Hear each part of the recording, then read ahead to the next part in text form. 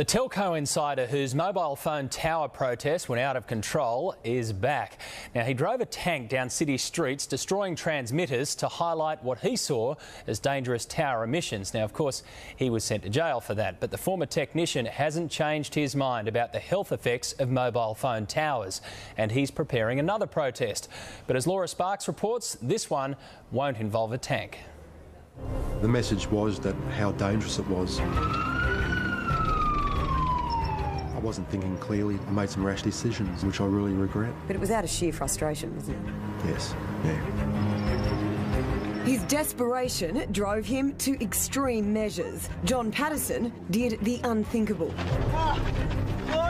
He went on a destructive spree in a tank, and now he's paid dearly for his actions. I was proved guilty, and I was jailed for my offences. How dangerous is this office?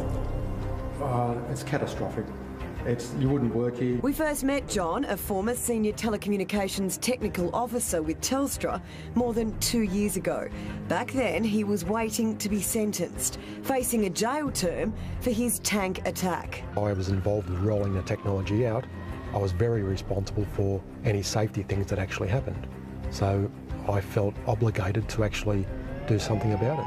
John borrowed his mate's armoured personnel carrier, one of only 2 in the country, and rammed 8 equipment shelters housing transmitters for mobile phone towers. It disrupts the bioelectric system of your body, which is really your brain, your nervous system, how your muscles talk.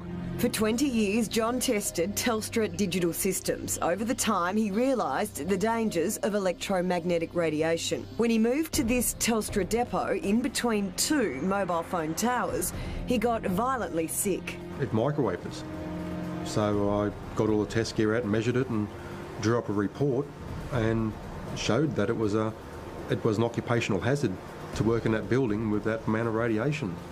And I was immediately removed from service. After taking a voluntary redundancy, John went on to warn every responsible authority. Everyone said I was technically correct, but no one had the power to stand up on my side. People within the industry, they've just misinformed all of the relevant authorities. So if the industry knows mobile phones are so dangerous, don't they have a legal duty of care to tell us? Anyone that realises that it's bad is removed from the industry.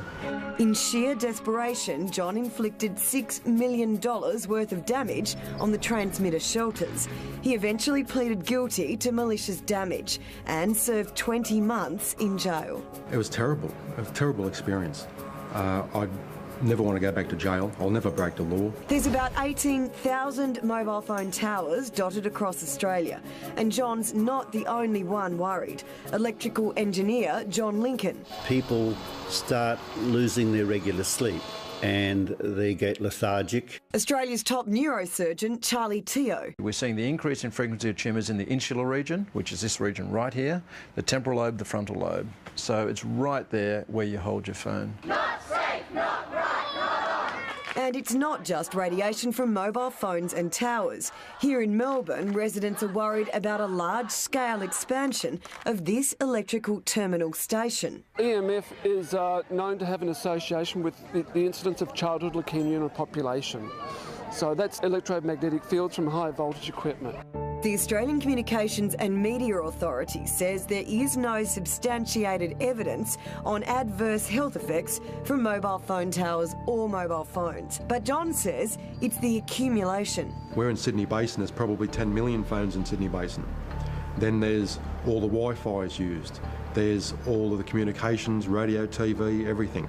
John's now setting up a business. He's got $500,000 worth of equipment, including this $80,000 spectrum analyzer, one of only a few in the country. So how much radiation is in here because of that tower? It's equivalent to thousands of mobile phones being inside the office here. All ringing at once? Yes. So if I was to work in here for 2 years with that mobile phone tower there and that radiation in here, how would it affect me?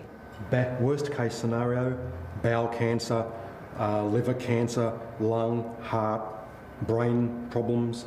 His aim to alert people on how to identify immediate effects of radiation, for example, sleeplessness, and then to teach those concerned about how to safeguard their homes and offices.